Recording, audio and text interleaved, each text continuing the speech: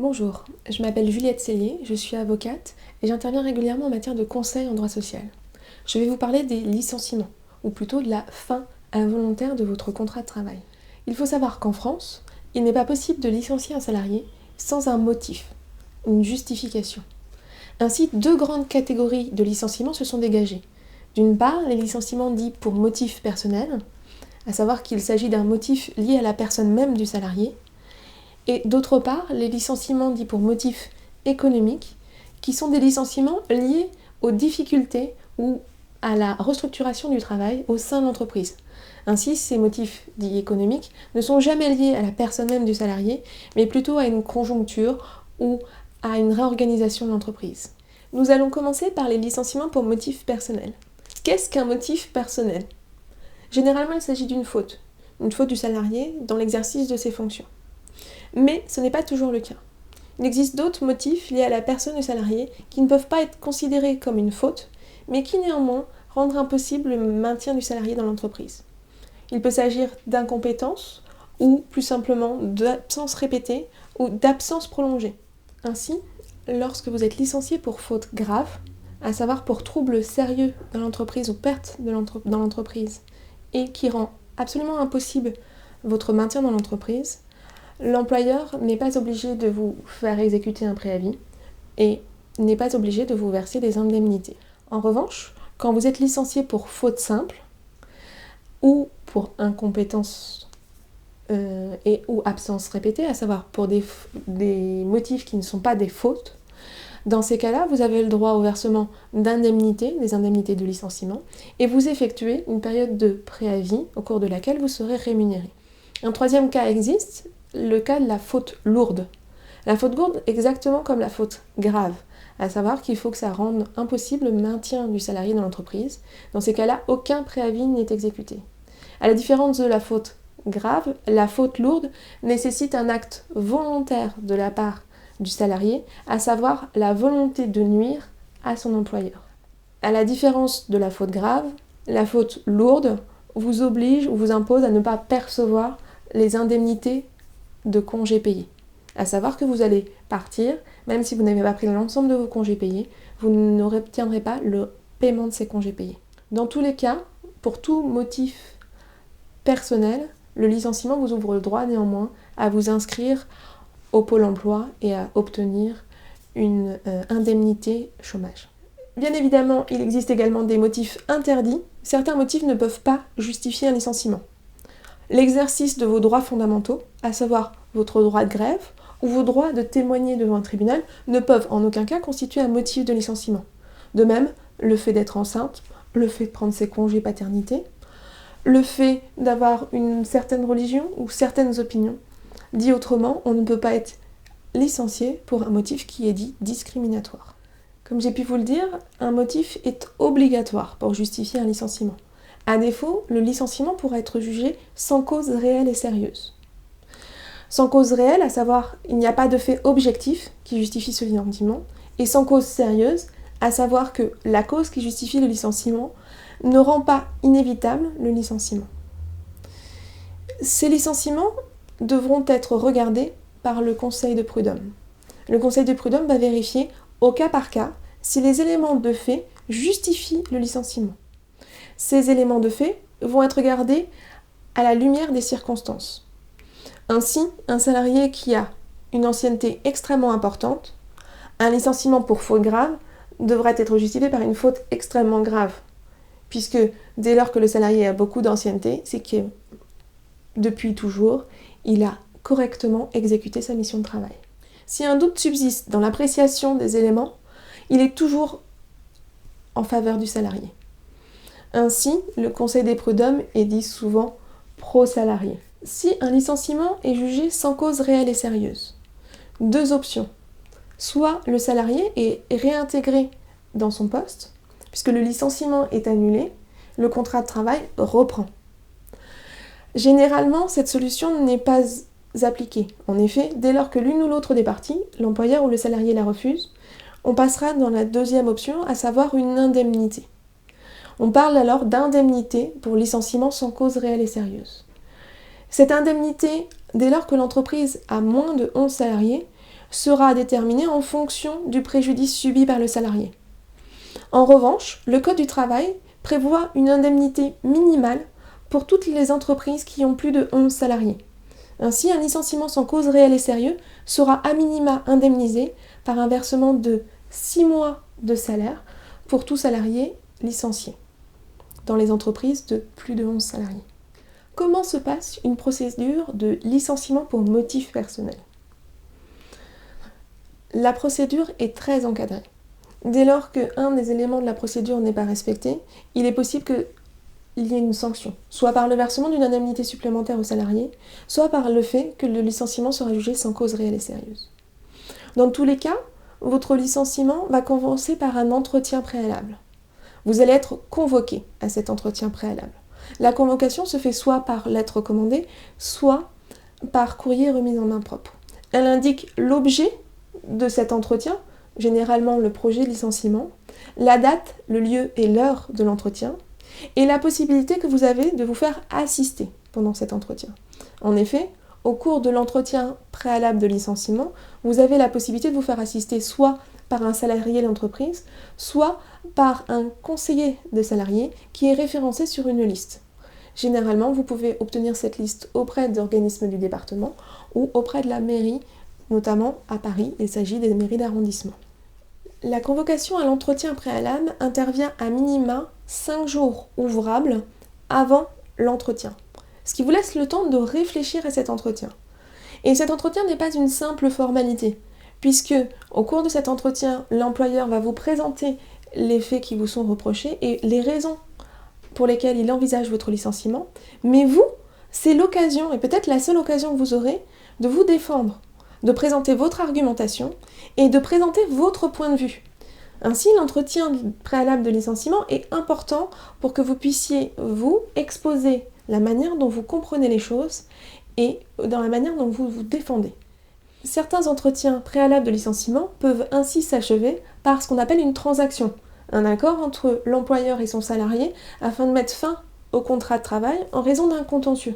Mais généralement, il va se passer plutôt que l'employeur va prendre du temps pour réfléchir, à minima 2 jours, avant de vous adresser un courrier de licenciement. Cette lettre de licenciement vous sera envoyée par courrier recommandé. C'est la date de la première présentation qui va prendre son effet. Ainsi, il n'est pas la peine de la laisser 15 jours en attente à la poste pour éviter d'être licencié. Ça ne fonctionne pas. Par ailleurs, cette lettre de licenciement va fixer les contours d'un futur contentieux. En effet, dans cette lettre de licenciement, il va être indiqué la nature du licenciement pour incompétence, faute simple, faute lourde, faute grave, et il va être indiqué les motifs qui vous sont reprochés. Si vous voulez éventuellement un jour faire appel à l'encontre de ce licenciement et donc faire une procédure à l'encontre de ce licenciement, les motifs invoqués dans la lettre de licenciement seront essentiels puisqu'ils vont définir le contour du contentieux à venir. Enfin, votre lettre de licenciement va fixer la date à laquelle votre contrat de travail prend fin. Est-ce que vous avez ou non à exécuter un préavis ? Puis, il va vous indiquer si vous avez le droit à ce qu'on appelle un DIF, c'est-à-dire un droit individuel à formation. Sauf dans les cas de licenciement pour faute grave ou pour faute lourde, le salarié doit réaliser un préavis, à savoir qu'il doit continuer à travailler pour l'entreprise pendant une certaine période en échange de sa rémunération classique. Cette période de préavis est fixée soit par le Code du travail, soit par la convention collective. À minima, selon le Code du travail, cette période de préavis sera d'1 mois pour les personnes qui ont moins de 2 ans d'ancienneté et 2 mois pour les personnes qui ont plus de 2 ans d'ancienneté. Généralement, les conventions collectives fixent des durées légèrement plus longues. C'est pour ça que souvent les salariés parlent de 3 mois. Vous devez, pendant la période de préavis, exécuter votre travail normalement. J'insiste puisque une faute peut vous être reprochée pendant cette période.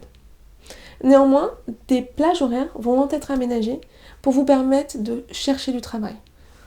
Des recherches sur informatique, mais également pouvoir passer des entretiens. Votre employeur, enfin, peut choisir de vous dispenser de votre préavis. Dans ces cas-là, il doit vous payer pendant cette période de préavis, puisque ce n'est pas vous qui avez choisi de ne pas exécuter votre préavis. Dans tous les cas, il peut également être mis d'un commun accord un terme plus rapidement au préavis. Il faut alors que le salarié et l'employeur signent un document par lequel ils sont d'accord pour que ce préavis ne soit ni exécuté ni payé. À côté du licenciement pour motif personnel, il y a le licenciement économique. Il fait souvent parler de lui dans les médias au moment des fermetures d'entreprises. En réalité, le licenciement pour motif économique est un licenciement dont le motif est lié à des difficultés économiques de l'entreprise. Généralement justifié par une transformation ou une suppression de l'emploi, une modification d'éléments essentiels de contrat de travail du salarié, à chaque fois causée par des difficultés économiques ou une mutation économique, une restructuration, réorganisation d'un secteur de l'entreprise, ou encore simplement une conjoncture difficile auquel l'entreprise doit se préparer. Le motif de licenciement pour difficultés économiques ou mutation technologique doivent être réellement justifiés sur le long terme. Ainsi, une perte d'un client majeur qui oblige l'entreprise à se restructurer pour diminuer ses coûts sur le long terme peut justifier un licenciement économique. En revanche, le simple fait d'avoir une légère baisse de chiffre d'affaires temporaire périodique, exemple lié à la période d'été, ne pourra jamais justifier un licenciement pour motif économique. Par ailleurs, vous pouvez également être licencié pour motif économique en cas de suppression de votre poste. Exemple, vos tâches ont disparu, n'existent plus en raison d'évolutions technologiques ou elles ont été réparties, réaffectées à d'autres salariés dans le cadre d'une réorganisation. Vous pouvez également être licencié pour motif économique lorsque vous refusez une modification de votre contrat de travail et que cette modification du contrat de travail est directement en lien avec une difficulté économique de l'entreprise. Enfin, souvent, les motifs économiques sont invoqués au moment des difficultés des entreprises lors de redressement judiciaire, de liquidation judiciaire ou de mise en sauvegarde de votre société. Il existe plusieurs types de procédures de licenciement économique, en fonction du nombre de salariés concernés par le licenciement économique, mais également en fonction du nombre de salariés dans l'entreprise. Pour faire simple, il y a des licenciements individuels économiques ou des licenciements collectifs économiques. Toutes ces procédures sont assez complexes, sont très réglementées, et nous n'allons pas nous attarder sur le sujet. Si vous faites l'objet d'un licenciement économique, n'hésitez pas à vous renseigner pour connaître les différentes étapes du processus. Souvent, le service des ressources humaines de votre entreprise va avoir défini un calendrier. Alors n'hésitez pas à aller le voir pour avoir ces informations, plutôt que de rester inquiet et ne pas savoir ce qui vous attend. Dès lors que vous êtes licencié pour motif économique, vous avez une priorité de réembauchage. À savoir que votre employeur doit vous proposer prioritairement les nouveaux postes créés ou les nouveaux postes disponibles. Bien évidemment, il s'agira de postes qui correspondent à vos compétences. Pour bénéficier de cette priorité de réembauchage, vous devez en faire part à votre employeur. Cette priorité de réembauchage va s'appliquer pendant une période de 12 mois. Au cours de cette période, votre employeur devra nécessairement vous proposer tous ces postes créés ou ces postes vacants, peu importe que vous ayez par ailleurs retrouvé un emploi.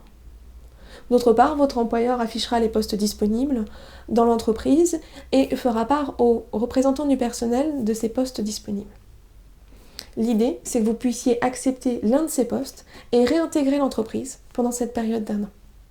Dans le cadre d'un licenciement pour motif économique, 2 dispositifs existent en fonction du nombre de salariés dans l'entreprise, à savoir ce qu'on appelle un congé de reclassement ou un contrat de sécurisation professionnelle. Dans les 2 cas, ces 2 dispositifs permettent aux salariés de disposer d'un suivi personnalisé pendant cette période délicate, à savoir notamment des rendez-vous personnalisés pour rechercher un nouvel emploi, avoir accès à des formations plus individualisées qui vous permettent de retrouver un emploi plus facilement et notamment de bénéficier d'indemnités supplémentaires. Pour chacun de ces 2 dispositifs, il convient de se renseigner auprès notamment du Pôle emploi ou des différents organismes. L'idée derrière ces dispositifs est de dire que plus vous serez sécurisé, plus vous serez accompagné dans votre recherche d'emploi, plus facilement vous retrouverez un emploi. À l'issue de votre contrat de travail, que ce soit à la suite d'un licenciement pour motif personnel ou pour motif économique, votre employeur doit vous remettre un certain nombre de documents. Le premier, c'est l'attestation Pôle emploi, ce qui va vous permettre de vous inscrire auprès de Pôle emploi. Le deuxième, c'est le reçu de solde de tout compte, à savoir le récapitulatif des sommes qui vous sont dues à l'issue de votre contrat et est-ce que ces sommes vous ont bien été versées. Enfin, on vous remettra une attestation de travail qui justifiera que vous avez passé un certain temps dans l'entreprise et les fonctions que vous avez occupées dans l'entreprise. Il apparaîtra sur votre solde de tout compte les indemnités de licenciement. Ces indemnités de licenciement vont être déterminées de plusieurs manières. Dans l'hypothèse où vous bénéficiez d'une convention collective, généralement cette convention collective va prévoir des règles particulières de définition de vos indemnités de licenciement. Dans ces cas-là, je vous invite à vous reporter à votre convention collective pour déterminer la manière dont vos indemnités vont être calculées. Dans tous les cas, ces indemnités ne pourront jamais être inférieures aux indemnités dites légales, à savoir les indemnités qui sont prévues dans le Code du travail. Les indemnités légales de licenciement sont dues à tous les salariés dès lors qu'ils avaient un contrat de travail, sauf s'ils ont été licenciés pour faute lourde ou faute grave. Il convient néanmoins d'attester d'un minimum d'1 an d'ancienneté au sein de l'entreprise et donc d'avoir travaillé en continu pendant 1 an au sein de cette entreprise. Ces indemnités légales sont donc calculées en fonction de 2 critères, à savoir votre salaire de référence et l'ancienneté que vous avez dans l'entreprise. Votre salaire de référence, selon le droit du travail et le code du travail, sera déterminé soit d'une part en fonction de la moyenne des 12 derniers mois de rémunération brute perçue, soit des 3 derniers mois de rémunération. À chaque fois, nous choisirons les modalités de calcul les plus avantageuses pour le salarié. Généralement, il s'agit de la moyenne des 12 derniers mois. Tout simplement parce que la somme des 3 derniers mois ne tient généralement pas compte des primes annuelles, type 13e mois ou prime d'assiduité. Quels seront le montant de ces indemnités ? Selon le Code du travail, à minima, vous devez percevoir 1/5 de mois de salaire par année d'ancienneté pour les 10 premières années et au-delà de 10 ans, 2/15 de mois de salaire par année supplémentaire. L'idéal, c'est d'aller sur un moteur de recherche et d'arriver à trouver un simulateur pour pouvoir déterminer et de faire le calcul. Il faut savoir que toute année entamée est prise en compte au prorata temporis et que dans tous les cas, votre employeur, si vous lui en faites la demande, vous expliquera la manière dont il a calculé vos indemnités légales ou vos indemnités de licenciement si elles sont calculées sur le mode défini dans votre convention collective. Dans tous les cas, si vous avez été licencié et que vous estimez que le montant des indemnités qui vous sont versées sont trop faibles ou que le motif n'est pas justifié, renseignez-vous. En effet, un professionnel pourra vous dire si les choses ont été faites dans les règles et si vous avez la possibilité d'agir contre un non-respect de certains de vos droits.